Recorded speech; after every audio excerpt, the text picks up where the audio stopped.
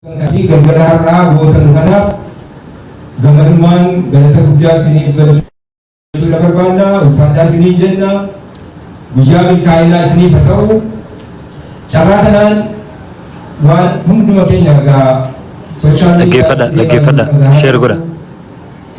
Waan hunda keenya qalbii cabse, waan seenaa keessatti mul'atee beekin, waan nama miti bineensillee ilmoo namaa irratti hin godha jedhamee yaadame gocha hammeenyaa, gocha bineensummaa ilmoo namaa irratti raawwatame inni immoo waan fokkuun qaanyiin akkasii dhokateetu godhamuu hin qabne inumaayyuu ifatti bahee miidiyaadhaan sooshaal miidiyaa fuulduratti agarsiifama akkas godhi ta'e akkas godhi ajjees akkas godhi kana godhi jedhamee waan takkaa seenaa keessatti argamee hin beekin, waan maqaa keenyaaf hin tolu, waan lammii keenyaaf hin tolu, waan biyya keenyaaf hin tolu raawwatame waan adda akkasii an dhagees argees hin beeku. Kun miira hunda keessanii natti fakkaata. Kanaaf gochi kun abaaramuun sirra jira. Gochi kun dhaabbachuun sirra jira. Gochi kun salphii. Gochi kun qaanyii, gochi kun salphii. Shargura. Dhugaa gochi kun namoota dhuunfaadhaan raawwatame. Gocha namoota sanaa qofa godhamee ilaalamuun sirra jiraata. Maqaa eenyutu qabsiifamuun sirra jiraata. Godina kamiinuu bakka hin bu'an godina kana godhan. Saba kamiinuu bakka hin bu'an godina kana godhan. Qofa bakka bu'u jara qofatutti ittiin gaafatamuun sirra jiraata. Kun immoo nafu akkasitti ilmoo namaarra wanta akkasii raawwatamee hin hafu. Yoo inni dhiifnellee Rabbiin dhiisudha. Waan Rabbis jibbu wanti raawwatame kun yakka guddaa dhugaa dubbachuudhaaf. Gaafa kana arginu rafnee hin bullu. Namni kana argee fayyaa waan buna natti fakkaatan eenyuun keessan. Kanaaf gocha akkasii kun daddabalameera. Waggaa afuraffaadha bara yeroo raawwatamu. Waggaadhaan yeroo eeggateedha. Maqaa godina tokkoo kan maqaa iddoo tokkoo dhahachuu danda'a garuu waggaa isaa eeggatee wanti kun raawwatama. Wanti kun kan raawwatamu immoo cal jedhamee miti. Waan fiixaan baasuudhaaf hawwame yookaan bu'aa kana keessaa argachuudhaaf barbaadan bu'aa akkamiis akka ta'u kana gochuudhaan maaluu galma akkamii bakkaan gahuudhaaf akka raawwatamu wanti akkasii waan namaan galle dhugaa dubbachuudha.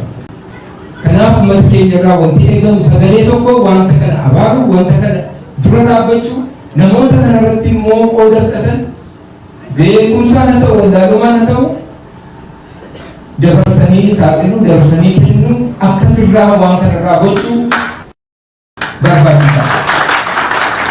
Gochi kun dabalamuu hin qabu yoo ta'e namoonni kana irratti qooda fudhatan kun badii raawwatamaniif badii raawwatan kanaaf itti gaafatamu isaan irra jiraata. Kana irratti shakkii tokko malee qaamoleen kana keessatti wanti kun nu qaanesseera, nu salphiseera, mataa nu cabseera. Waan addaa akkasii arginee hin beeknu jedhee uummanni keenya, hawaasni keenya socho'uu jalqabee jira. Sochiin kun waan yeroo tokko mul'atee dhaamu ta'uun isarra jiraatu. Hamma fiixa bahutti embasiin Itoophiyaa, qoonsilaan keenya Jiddaan jiru, mootummaan keenya, mootummaan Itoophiyaa waan kana irratti hadheeffannaadhaan hojjeta. Kana irratti shakkii tokko qabaachuun isinirra jiraata. Sirriitti dhaggeeffadha. Kun garuu fiixa bahuu kan danda'u yoo garaarraa qulqullummaadhaan waan kana irratti jibba naasuu nutti dhaga'ame kana warra akkasii kana of keessaa qulqulleessuudhaan seeraan akka gaafataman gochuudhaan bahachuun nurra jiraata. Malee hidhii xuuxannee mana keenyatti kan deebinu taanaan itti fufamti. Kanaaf sochiin kun akka fiixaan bahu barbaachisaa. Akkuma amma jalqabdan hamma dhumaatti kan keessatti akka qooda fudhattanu dhaamsa isinii dabarsuun barbaada. Kanaa wajjiniin dhaamsan qabu kan biraa yeroo wanta akkasii dhufu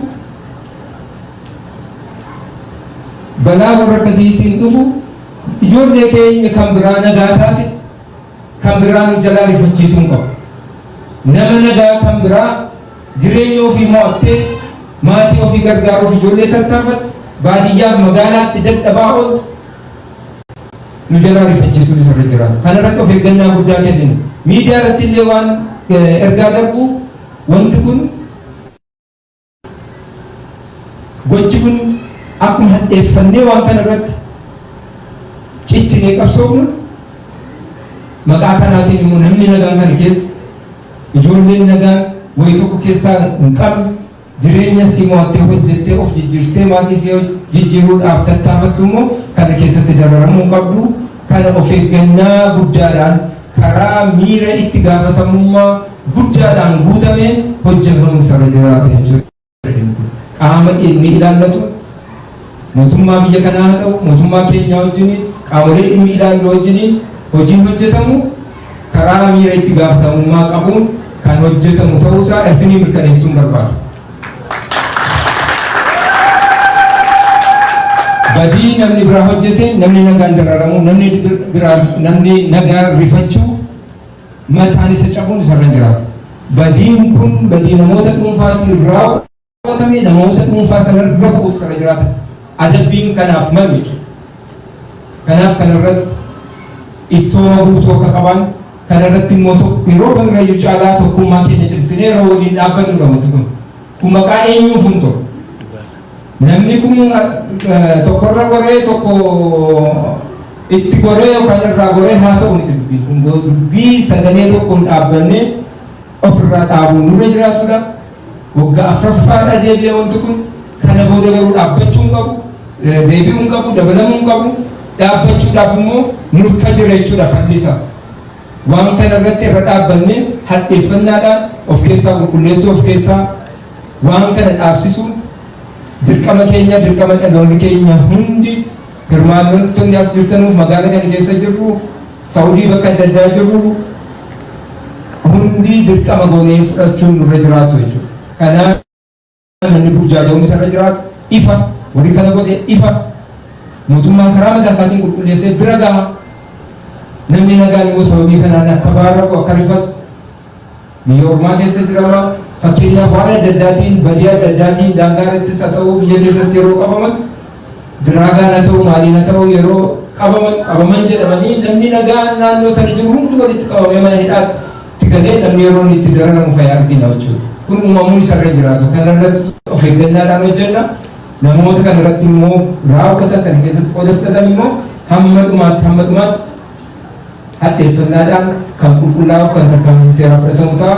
Kun immoo karaa sirrii ta'een karaa kallattii sirrii keenya kanaan qofa akka inni raawwatuuf immoo hundi keessan dhimma kan akka dhimma dhuunfaa keessanii dhimma tokkoon keenya yoo cal jedhamee wanti kun asitti hin dhaabsifamu balbala nama tokkoon rukutuudhaaf adeemudha wanti kun.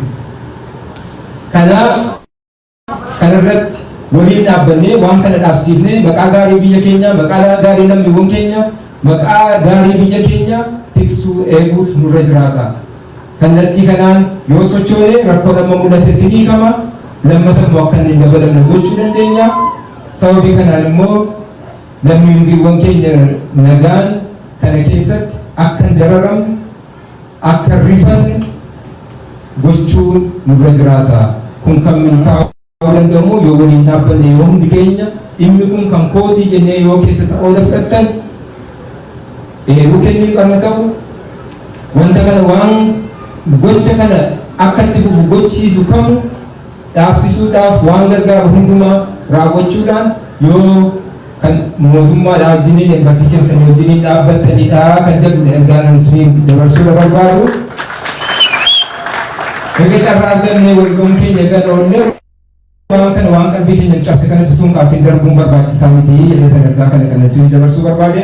Kana gochuudhaan inshaallah wanti kun ni dhaabbata ittiin fufu waan itti fufu miti waan fafa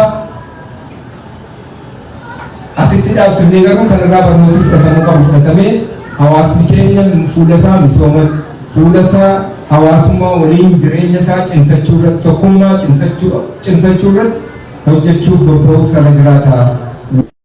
Yeroo kamirrayyuu caalaa yeroo itti walitti ititnu godina adda addaatiin maqaa adda addaa walii kennine walirraa faarraqamu walirraa fagaannu utuu hin ta'in yeroo kamirrayyuu caalaa walitti ititnu wal mararfannu wal jaallannu walii wajjiniin dhaabbannu wanta akkasii Yookaan waa argate miidhaa akkamii akka inni qaqqabsiisu waan agarsiisu waan ta'eef wanti kun kana hubannee caalmaatti tokkummaa keenya sinee fuulduratti akka karama kaanfannu cabaa kana dhaamsa sinii dabarsaa kana gochuudhaan halkan edaa immoo halkan guyyaa edinaa kun kan daangaadha hamma daangaatti sochoonee qalbii keenya misoomarratti deebifnee magaalaa waamicha nuuf dhiyeessite kana deebii quubsaa kennuudhaan magaalaa Jimmaa mataa walitti qabachiifnu wanti gaafatame waa hedduun qaawwii jiraachuu danda'a waan sana keessaa waan tokko lama fuudhaniiti amaanaa kan nuun jedhanii tokko atoobisii magaalaati tokko immoo konkolaataa balaa abiddaa dhaamsu kana fuudhanii nu kennee wanni Jawaar jalqabee asillee geessee jechuudha. uummata seenaa guddaa katabaa jirudha. Kana keessa magaalaa Jimmaatiif kana gumaachuun kun asitti dhaabbatu Oromoo magaalota keenya kan biraa tartiibaan kan gargaarsa keenya kan itti fufnaa yeroo darbe magaalaa Dirree Dhawaatti giddugaleessa aadaa afran qalloo ijaaruudhaaf halkan tokkotti sochii godhamee bu'aan argatu waan ajaa'ibsiisaa. Namni keenya namni isa qindeessu jiraannaan misoomaaf yeroo kamuu qophaa'aa akka inni ta'e kan taphatu. Jawaariin galatoomi osoo hin jiin dabruun ni ulfaata dhugumatti. Misoomaaf qophaa'e kamirrattuu qaanofne hin beeknu dhugaa dubbachuudha. Seenaa guddaatu hojjetame giddugaleessa aadaa sun ijaaramnaan gaaf tokko waliin dhaqnee eebbifna. Iftaan immoo Adaamaa irratti itti aansee Amboo irratti itti aansee Naqamta irratti itti aansee magaalaa biraa irratti itti aansee Bahar Daar irratti itti aansee Maqalee irratti itti aansee magaalota biraa irratti hojii hojjetamu kamuu keessattuu utuu addaan hin qoodiin hamma dhumaatti keessatti qooda fudhachuu itti fufna miira kanaa waliin dhaabbannu halkan irraa immoo kan magaalaa Jimmaati kanarratti tumsaan isiniin jedhaa ulfaadhaa galatooma. ክቡር አምባሳደርና ክቡር መምህር ሱለይማንን በክብር መልሱልን በሞራል ከበጀቦ አምባሳደር ኬኛ ፊ ሱለይማን ማመት ሀሚሌ ቤት ጉዳ ሀሚሌ ንድቃት ሞራል ያሳል እንጂ ሞራል ያሳል ኢልቻስ ባየ ገለቶማ ውልፋዳ እሺ በመቀጠል አንድ መነባነብ አለኝ ስለ ጅማ ነው